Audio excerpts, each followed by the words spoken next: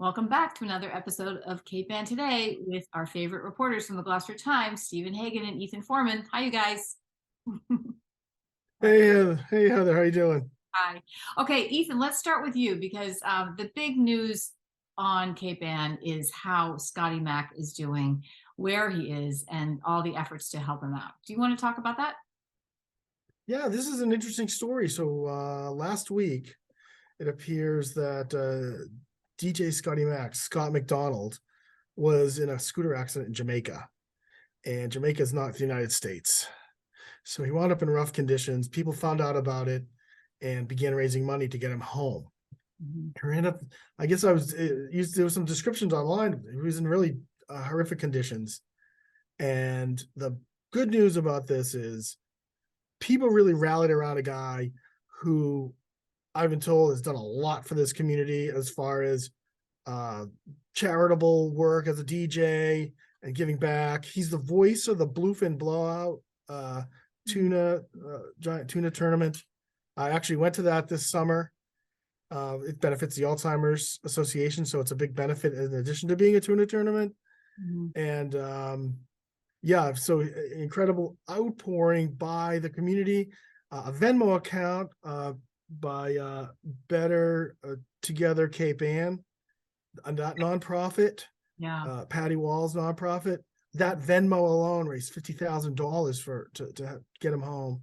A benefit put on by Caitlin Cimitero and Caitlin Pizzeni, the two Caitlins, at Cape Ann Lanes on Sunday night, raised over $31,000. And that doesn't count a donation by Warren Waugh and checks that were sent to Cape Ann Savings Bank to help the family. The family is not of means. It's just a Gloucester family.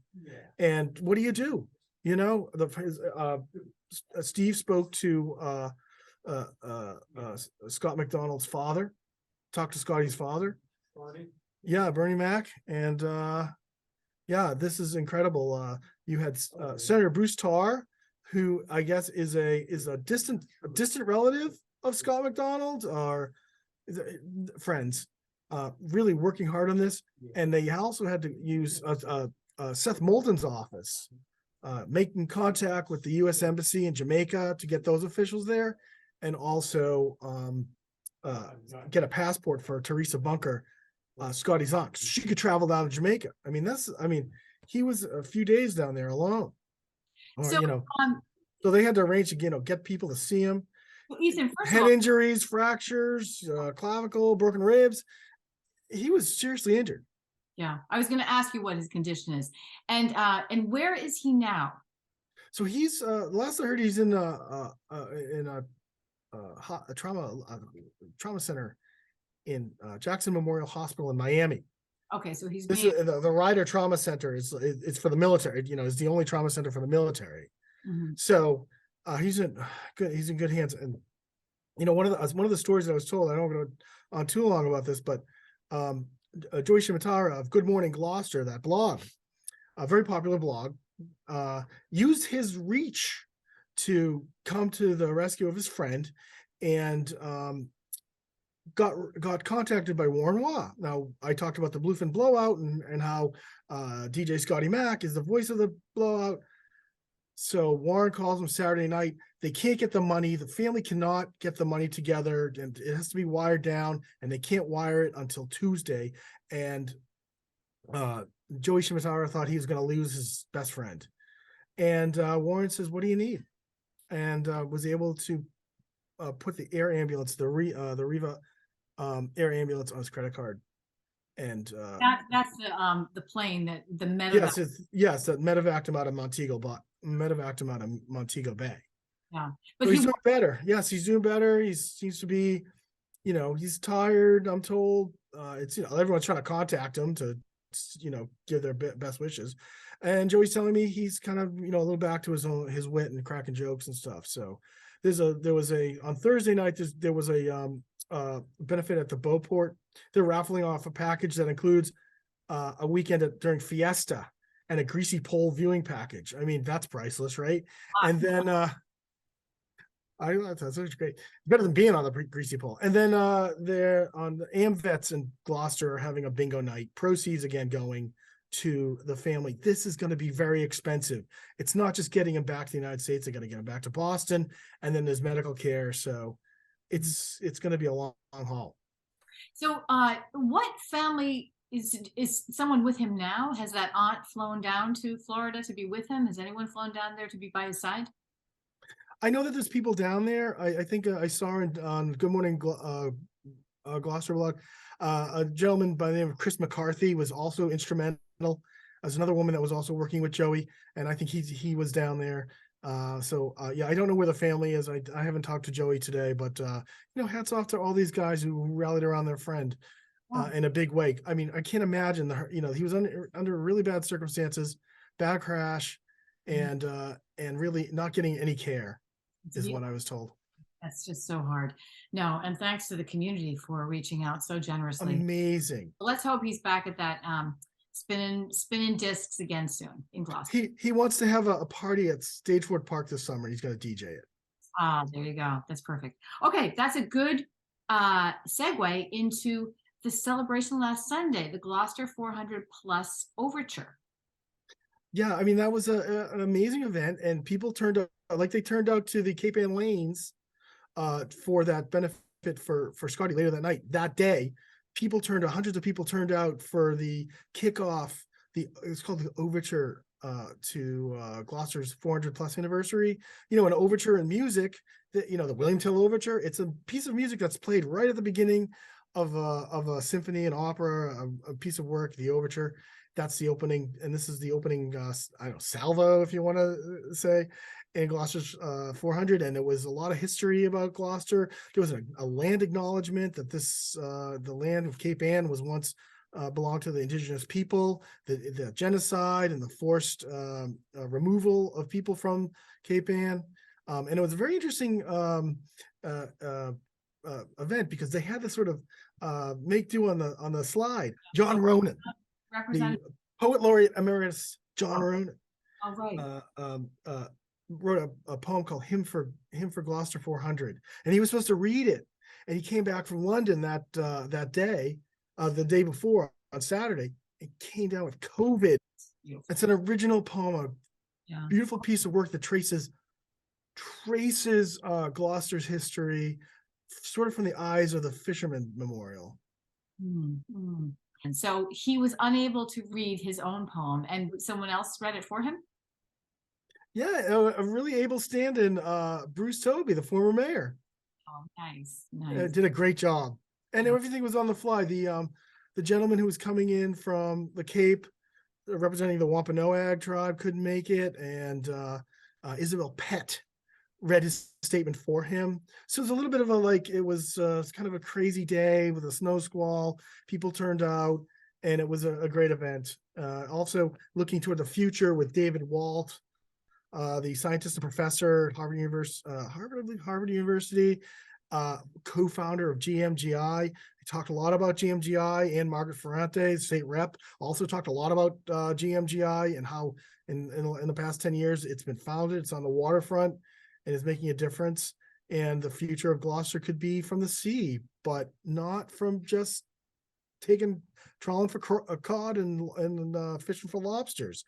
Could be products from the sea, biologics from the sea, biomanufacturing, maybe life sciences companies. We have a big high-tech company here in Varian Applied Materials. I mean, that's a leader in the world in semiconductor equipment manufacturing. So maybe Gloucester the vision is that it becomes a leader in life sciences as well.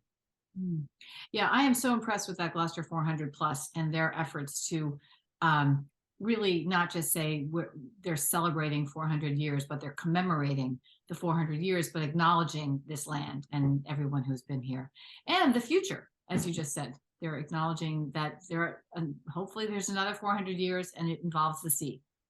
So Ethan, let's jump to some news at Gloucester High School. Yeah, the high school was accredited for the next 10 years. Wants accreditation. Maybe this is the kind of thing to get your mind around. It was a long process. It actually took about 12 years. Of course, we had COVID over the last few years, but after a visit by the accreditation people from the New England Association of Schools and Colleges, they won this milestone.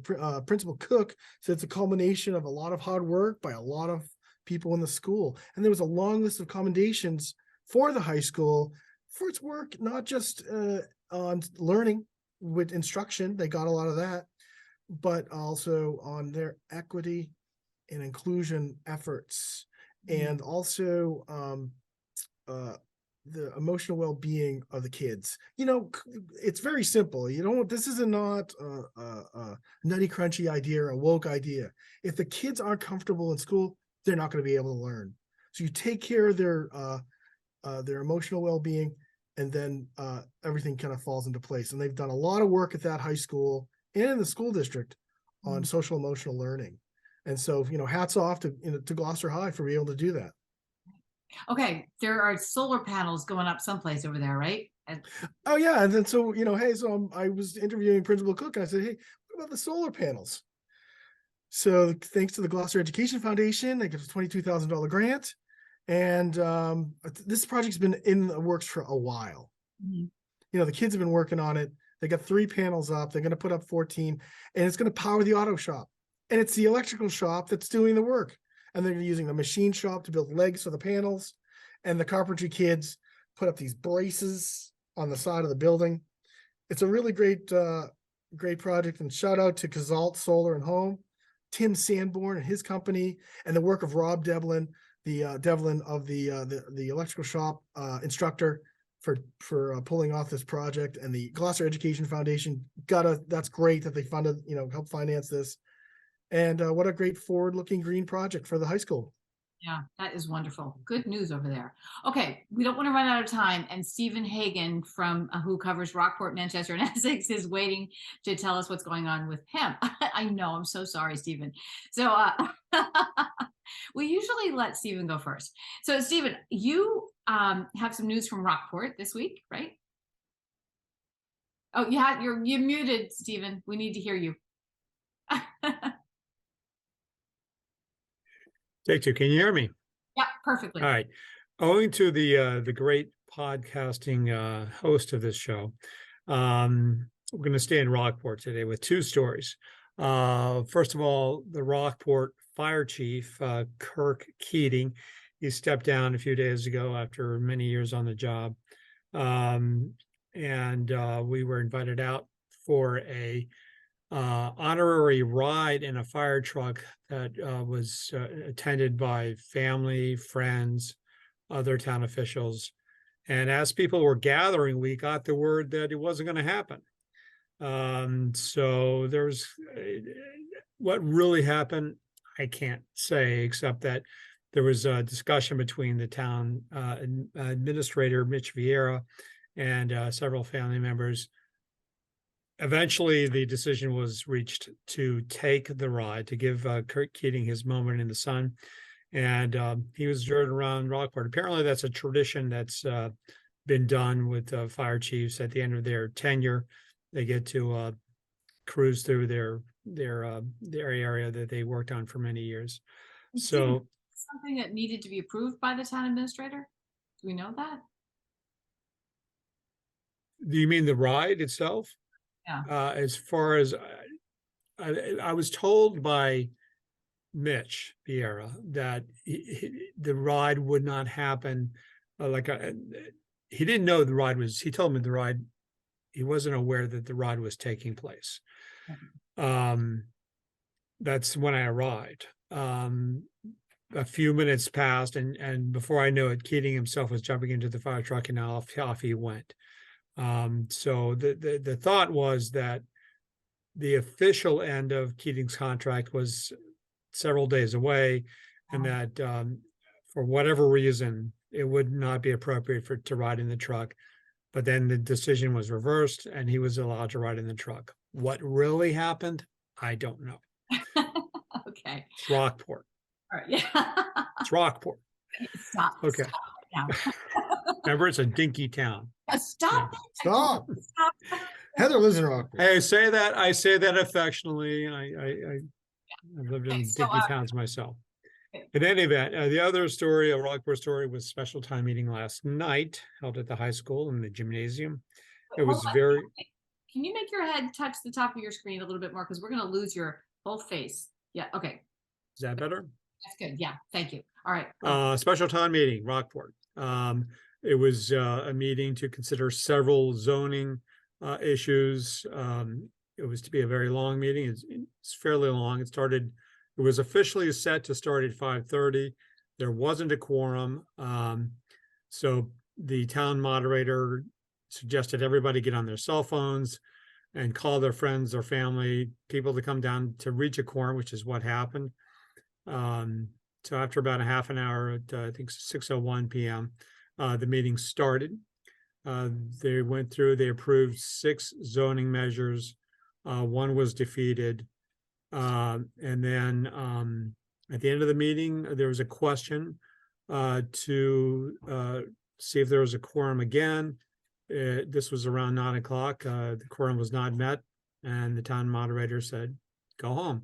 And so the other measures on the warrant agenda have been continued to the annual town meeting, tentatively slated for April 1st. And that's it. Okay. So, but the measures that were passed are officially passed because there was a quorum. Yes, and they were all zoning questions. The minutiae of the details I won't bore the listeners and viewers with, but yes, that I think 6 did pass. 5 or 6 did pass. 1 did not pass, and there were several amendments that were offered by people that were, for the most part, with one exception, were defeated. So it was a very interesting meeting. Yeah. And what were the issues around the one that was defeated? I read your article and it was hard. I mean, you did a really good job writing about all these zoning measures. But it's weedy stuff. So can you say something more about the one that was defeated and why? Again, I tried to stay away from the specific nature of the measure because it was very complicated, but it did involve square footage and how much area could be developed on a property, and it went back and forth. And there were, like I said, there were amendments to the measure which failed, and then that particular measure that I'm speaking of did fail. I really don't want to go into an area that I'm not that familiar with. So. Well, it sounded like a lot of these measures, and I apologize, I was not at that meeting last night. I had a lot to do. I was surprised. No, I'm so sorry. Where were you, Heather? Jeez. I all your friends were there. Everybody was walking up to me going, where's Heather? Where's Heather? I don't think so. But as I understood it, a lot of it was sort of tidying up and, right, language that was antiquated, right? Right. Jason Shaw is the head of the planning board, and the planning board were this is me speaking from my editorial perspective. My feeling is that they worked very hard on trying to clean up these measures, and to make the language in many of the zoning bylaw was antiquated, and it didn't apply to, for example, there was one, if I recall, there was one measure which part of the measure included antenna for communications for, I guess, for television and cell phones and that sort of thing, and they really aren't used anymore the way communications take place these days. So it just basically was updating old bylaws. Yeah, right. Well, I apologize to Jason. Oh, one other thing, it was, if I could say, it was cold in that gymnasium. Everybody, including yours truly, kept my winter coat on during the entire meeting. It was chilly. Wow. So are they just keeping the heat down at like 60 degrees there at Rockport High School? Huh. I don't know. No one offered any explanations for why it was so cold? Keep people awake or send them home? Keep you alert, right? Exactly. It's funny, the meeting went, there was many comments from the body As I said, there were several amendments to the articles that were offered. And there was no shortage of energy and excitement and attention to the specific details of each measure. But the minute the town moderator said, okay, we don't have a quorum, a few hundred people said goodbye, and it was over very immediately.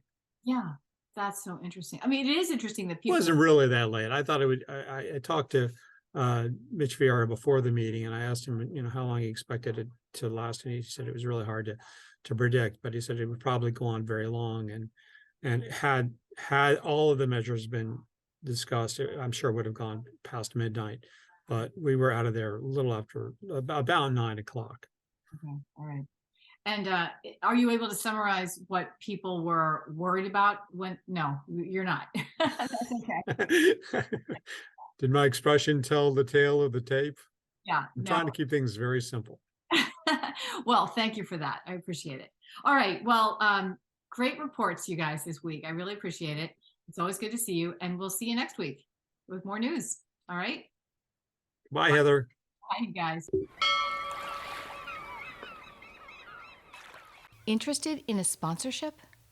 Email sponsor@1623studios.org to learn more.